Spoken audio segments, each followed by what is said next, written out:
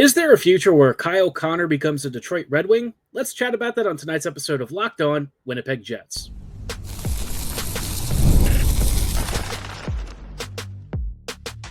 Your Locked On Jets, your daily podcast on the Winnipeg Jets, part of the Locked On Podcast Network, your team every day. Hey friends, and welcome to tonight's episode of Locked On Winnipeg Jets, part of the Locked On Podcast Network, your team every day. I'm your host, Harrison Lee, an avid Winnipeg Jets fan and an online blogger. You can follow me on Twitter at HLivingLoco and at LO_Winnipeg Jets. Thanks for making Locked On Jets your first listen of the day every day. If you like what you're hearing, be sure to like, follow, and subscribe on all of your favorite podcasting platforms and YouTube. Doing so, of course, is always free of charge and ensures you never miss another episode. Most of all, though, we just really love and appreciate your support. Tonight's episode is going to be very interesting because I had planned to do a follow-up on the 15-16 team, doing our Where Are They Now series, looking at some of the departing players from previous teams, what happened at the end of their Jets careers, where did they go after that, and where are they now? But amidst all that, while I was recording, a very interesting thing came up from a Frank Seravalli segment talking about Kyle Connor's future with the Jets. It may not be nearly as certain as a lot of us were expecting. I want to dive into that in just a moment, but before we do, did want to let you know that today's episode is brought to you by FanDuel. Download the FanDuel app because right now football season is right around the corner and you can start planning your future bets right at this moment. So download the FanDuel app today and get started. Now, like I said, the Jets are obviously in a little bit of a holding pattern for the remainder of the offseason. I don't know that there's a lot coming down the pipelines. I can't imagine a big trade necessarily. But this piece of news about, well, not really news, maybe more in the vein of speculation from Seravalli on talking about Kyle Connor's future with the Jets, I think is very interesting. This is one of the rare public moments that we've seen somebody directly say that, there may be a scenario where Kyle Connor doesn't stay with Winnipeg. And specifically, he shouted out the Detroit Red Wings as a team that would likely be very interested in bringing Connor in, especially if he tests free agency. Now, if the Jets kind of reach this point, he's probably not going to go to free agency. They've already done that with Healers. I can't really see them doing that again with Connor. And I would think that if it was true that Connor was intending to test free agency, you'd think teams would be hand over fist assets to try and make him a locked-up player before he reaches that point. I think if he hit free agency, it would be an absolute free-for-all.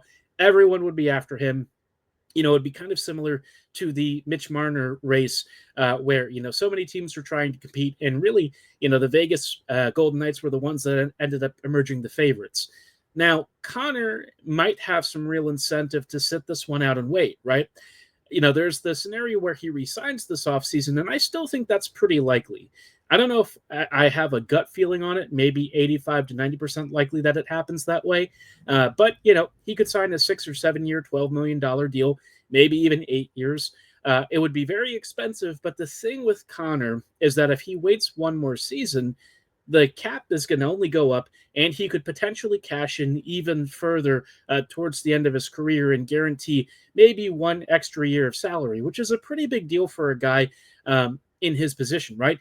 The Jets may not be thinking as long on the term as he is. And if that's the case, I wonder what's going to happen now. Again, I don't think that this is super likely. I'm not really expecting him not to resign, but if this does become a door that has to be explored, it opens up such a very different future for the Jets. And as much as I enjoy Kyle Connor and watching him play, I would have to say that if he gets traded, I think Winnipeg could completely reformat its future and present almost overnight. A KFC deal might genuinely change Winnipeg's future forever. You might be looking at a couple of big young prospects and players coming into this team. You might get some really tasty futures that could really set this Jets team up a couple years down the road for a bright future.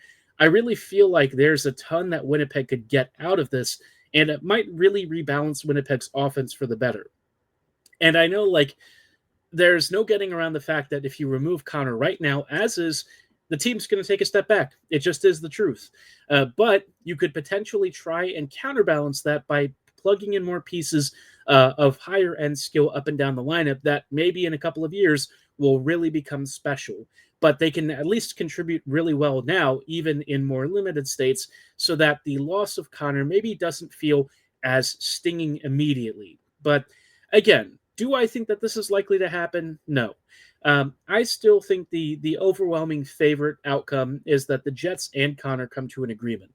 If they can't, it's probably in Connor's camp more than anything. I would have to imagine the Jets are pretty comfortable paying him loads of money. This might just be that Connor wants a change of scenery. Maybe he feels like Winnipeg has kind of hit its competitive ceiling. Maybe he thinks that it's time to go back home, maybe move back closer to home, quite literally with Detroit, become, a Michigan kid again, right? I could definitely see that, and I certainly wouldn't begrudge him of this. It would just be a little bit strange that all of this is happening now because we haven't really heard much of anything that he wasn't happy in Winnipeg or that he was really thinking about a change. And Seravalli said, don't count the Jets out in this. This is just more speculation. But the fact that he said this and then kind of diffused any sort of notion of maybe the Oilers losing McDavid or something, combined with the fact that we still haven't really heard anything about the negotiations other than that they had started a while back, it does make me wonder if maybe people are hearing that the contract talks between the Jets and Connor aren't going nearly as well as you'd hope. And if Winnipeg really rolls into the season without having a firm decision either way with Connor, I think that's a big failure. I don't think you can let it get that, to the point where he's playing down his last season without some sort of a decision either way. I think you need to know if he's planning to extend or not before the first game of the year. If not, then you probably want to trade him. I know that an internal rental is a real option, but I don't think this team is at the level to where an internal rental is going to win them the cup, especially with Connor being who he is and what this roster is. I don't think that that's alone going to be enough. So I don't think you can let him walk. I just think this is one of the scenarios where if he's really not thinking his future is with the Jets, you'd better be darn sure that what you get in return is worth it. This could be a very tricky situation to navigate, but I'll tell you one thing about it that does fill me with some confidence. When you have a scenario like this and the Jets are forced to do something, usually Winnipeg comes out on the winning end. The Ehlers thing, I don't know if I really count that just because Nick was one of those guys where they were hoping to re-sign him. They made him a pretty fair, generous offer, and he just wanted a change of scenery. But he was important on this last playoff run, so you really couldn't trade him. I think that's fine, and I would agree with what the Jets did. But I will say, with Connor, I'd feel a little bit differently. This team is likely not going to be at the same competitive level it was in last year's playoffs. And so, barring a big surprise, if Connor isn't ready to commit, you probably need to make some sort of a decision because, running down the contract season with him, you can't go through it again. You just really can't. Not with what's at stake, not with how much the Jets could probably get in a major trade. And so this is going to be one of those very interesting situations to watch. Would I say it's likely that he leaves? Absolutely not. I still firmly think that we're going to hear a contract extension in a couple of weeks. But the fact that this is becoming a thing, and if there really starts to be more noise around this, keep an eye out. This would be a massive arms race for Connor's signature and for his next year of play. So, yeah, on the one hand, it is not great to lose a player of his caliber. I don't think that there's any getting around that, but it might help the Jets out a little bit more in the future and help them reformat their top nine. So you might take a bit of an early setback to eventually get nice gain down the road. But curious to know your thoughts on this. How would you react to Kyle Connor potentially heading out the door to another team? Drop your thoughts in the comments below or at my social medias at HLLivingLoco and at LO_Winnipeg Jets. Speaking of Winnipeg departures, it's now time to return to our series, Where Are They At Now? Winnipeg Jets 2015-16 edition, starting off with the forwards.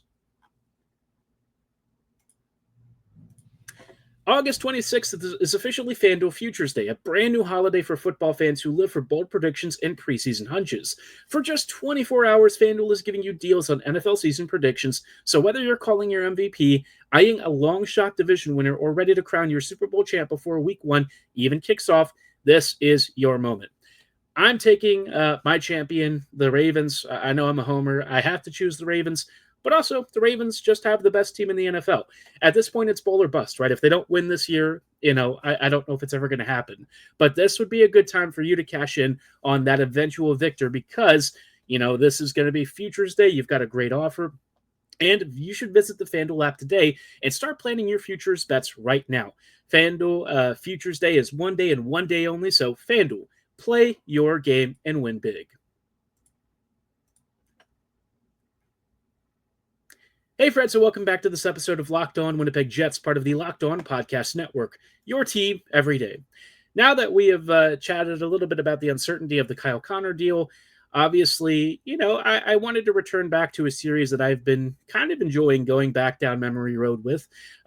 We started off with the 2014-15 season, which is around when I became a fan, kind of reflecting on some of the players that have been here with Winnipeg before and eventually left, and, checking out where they went and what they've been up to recently. And from the 15-16 team, obviously there was some overlap from the 14-15 squad, so I picked a few more players that weren't covered in the first one, either because they weren't on the team then or because we only have so much time and I don't want to get to every single name on the team. I want to talk about some of the more forgotten players. And one of those guys that you might sort of remember, but maybe don't remember too closely is Marco Dano. Dano has had one of the most up and down careers of any player I've ever seen, just because he's constantly moved between different levels of hockey almost throughout his entire career. Every season that he has played in North America or even in Slovakia, he's just bounced up and down different leagues at all times. And because of that, it's really been hard for him to land somewhere with a relative level of consistency. That was until, he finally left the Jets in 2018, 2019. After that 17-18 season, he moved to Colorado for a brief bit, but then also had a couple of Manitoba Moose stints. He did come back very briefly, but he wasn't actually playing for the Jets, didn't come back up to the Winnipeg Big Club. It was just a minors deal for the most part, and he hasn't really been seeing too much NHL action for the last few years. Instead, after maybe a brief tour of Colorado and Columbus for just a couple of games, he ended up moving back overseas to Slovakia. He's been playing also in the Czechia League as well.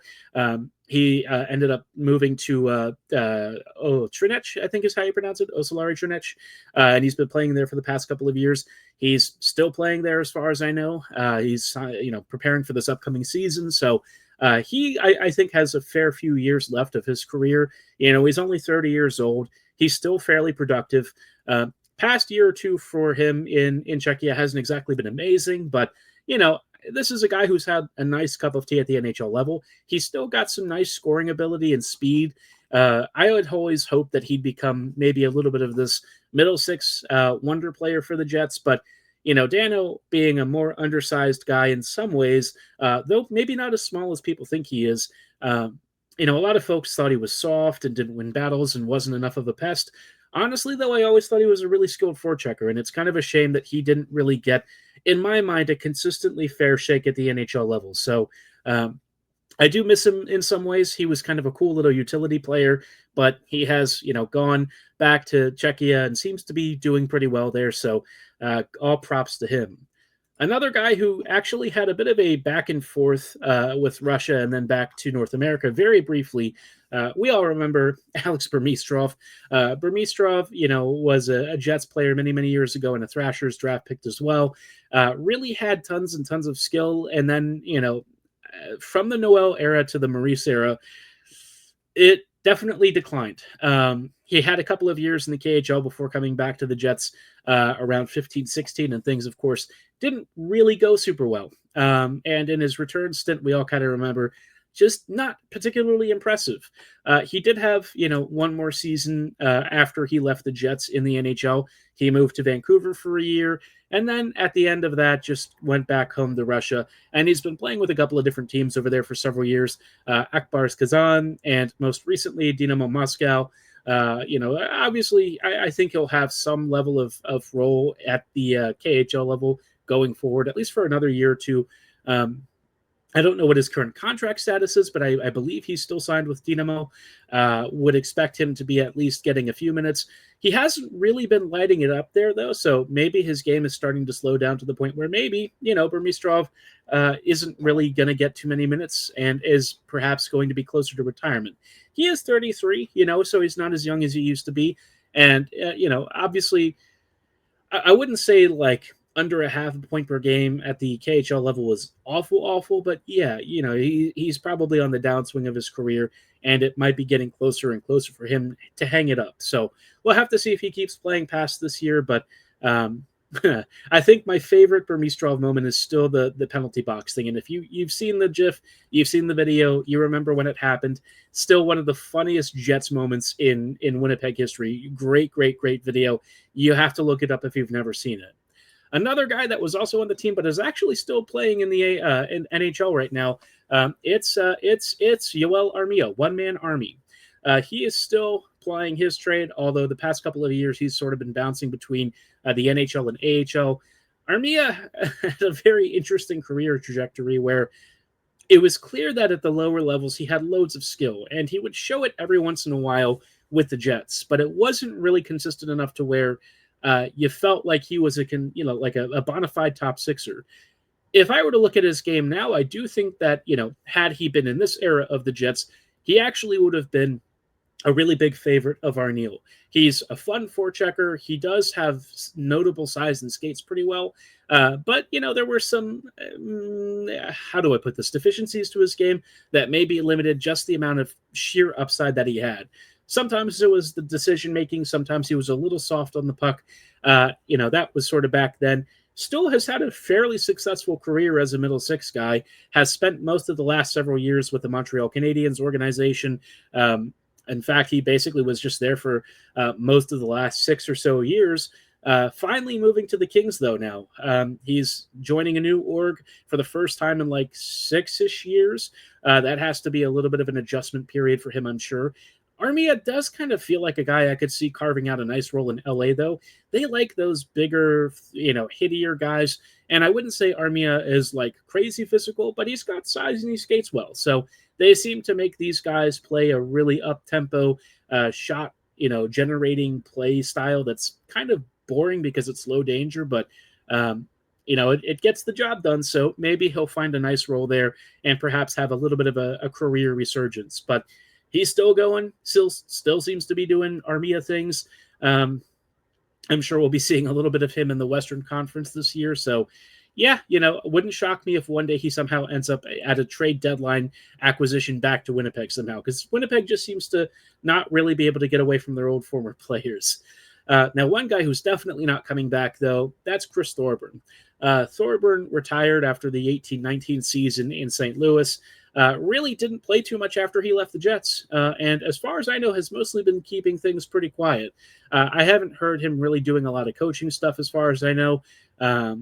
As far as anyone seems to be aware, yeah, he's just kind of kicking it and enjoying retirement. He had a fairly long career for a guy who's really been kind of like a bottom six enforcer. You don't really see many players of Thorburns type anymore. Reeves might be one of the few left, but generally speaking, his archetype of player has kind of faded out of the NHL. And even when he was in his final years with the Jets, you could kind of see that his role was decreasing, and the amount of level of play that you were getting out of him was definitely kind of hitting lower points. So, yeah, Thorbs, I think, knew after the last couple of years with the Blues, it was probably time to hang it up. The league was getting faster and moving towards a more skill-based league. And, right at the end where he was retiring, at that point, COVID was not long after that. Things changed. The league got weird. And so I think he probably hung up the skates at a pretty decent time. If he'd had to go through all of this at his age, probably not the most pleasant experience. So hope he's enjoying retirement. Hope that he's not feeling any of the effects from some of the physicality he used to play with. But now he gets to enjoy a nice couple of years off, settle down with the family. And, you really can't hate that, right? It's got to be a nice time. And he really was a fan favorite. The guy laid it out every single shift that he was out there. Whether he was playing well or not, you could guarantee that he was going to throw his weight around either way. So wishing him well in retirement. Hope that he's feeling all right and doing well. And, wouldn't shock me one day if he came around to Winnipeg, maybe just to do a little bit of a farewell wave and hello to Jets fans again. But I also wanted to talk about a couple of defenders. Most of these guys are actually either retired or they've gone overseas. And some of these names you might remember, some of them you may not. We'll follow up with some of the Jets defenders from the 15-16 season coming right up. You just realized your business needed to hire somebody yesterday. How can you find amazing candidates fast? Well, all you need to do is go to Indeed. When it comes to hiring, Indeed is all you need. Stop struggling to get your job posts seen on other sites. Indeed's sponsored job posts puts your post at the top of the page and helps you reach the right candidates faster. I've used Indeed building my own resume a while back, and I can personally attest to how convenient it is, how comprehensive it is, and it matched me to jobs that both aligned with my work experiences and my salary requirements, and it brought it up almost instantaneously. If you're a business that's looking to employ new folks, this has to be the fastest way to do it. You get instant matches to quality candidates. It's safe, secure, and super easy and convenient. You can't go wrong. And you can even speed up your hiring process with a $75 sponsored job credit. Just go to Indeed.com/lockedon right now and support our show by saying you heard about Indeed on the Locked On Winnipeg Jets podcast. Terms and conditions apply. Hiring Indeed is all you need. Hey friends, and welcome back to these closing thoughts on tonight's episode of Locked On Winnipeg Jets. We are just wrapping up really quickly, checking in on where are they now with some former Jets players, some guys who maybe hung it up a couple of years ago and either ended their careers or moved on to other leagues. One of the guys who did hang it up, though, Adam Party, he retired a few years ago. He really hasn't been doing too much as far as I know, just kind of enjoying retirement. Party kind of finished his career with the Oilers and the Preds org very briefly. He even had a couple of stints in the AHL. There was even a little bit of a Frölunda foray for a couple of games, and then he came back and actually played with the Newfoundland Growlers for a season when they won the Kelly Cup. And then at the end of that season, ended up hanging up the skates, and he's been retired same year that Thorburn actually retired. Party, I think, also got out at a good time. You know, he's 41, 42. So that was kind of a good time 6-ish years ago for him to get out of the game, hang it up, spend more time with the family. Again, you really can't be upset at that. Glad he was able to carve out a role. We all remember the party, and of course him with the stupid helmet situation in Chicago. That will always be one of the funniest GIFs you'll ever find. I swear the early years of the Jets in Winnipeg just had some of the funniest moments. You really couldn't script a lot of it, but I'll tell you what, they have some enduringly funny GIFs, funny moments, great stories, and Party got to be a part of that. So everyone always remembered him for being a really tough, hard-nosed, hard tackle player. And that really did continue throughout the last couple of years of his career. He was still throwing good hits, still getting into a couple of scraps, and now he can just relax, kick the feet up, and enjoy retirement the way I think a lot of us probably would want to as well. His other teammates, though, they have still been kicking. Julian Melchiori, you all remember him from his Moose and Ice Caps days. He has still been playing, albeit not in North America. After he left the Jets org after the 17-18 season, he moved to the Thunderbirds and then spent a year with the Devils in Binghamton. And then ever since then, he's been in Germany. He's been mostly with Wolfsburg, did have a couple of seasons with Eisbad Berlin, which is kind of cool because one of my buddies' cousins plays for Berlin. But he went back to Wolfsburg not too long after that and has seemingly been having a pretty successful run in Germany. German hockey doesn't really get a lot of attention, but it's pretty decent. You know, I've watched a game or two. I find it enjoyable, more so the Champions Hockey League than anything. It's a little harder to watch the actual DEL just straight up, but it's cool to see, right? I always enjoy watching European hockey. It's a very different experience than what we have here. Yes, it's scrappier and the skill level is definitely not as high, but it is a really cool league, and a really cool experience. And the fan atmosphere of European hockey is so much like European football.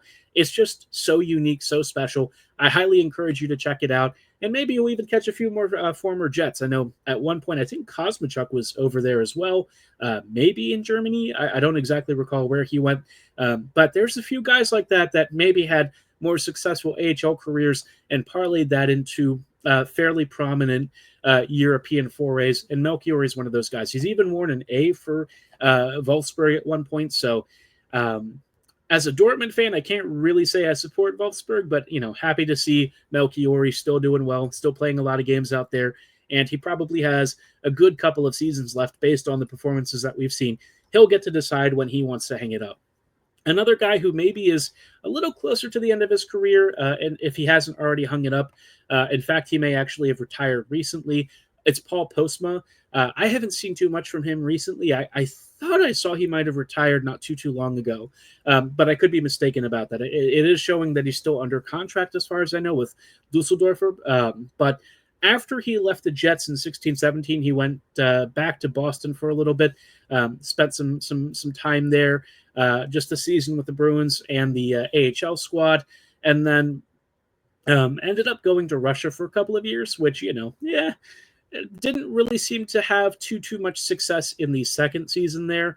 And then he moved to, this was also kind of during COVID, so things kind of changed a little bit. He did have a little bit of a stint in Switzerland, and then not too long after that, spent about 4 years in Austria.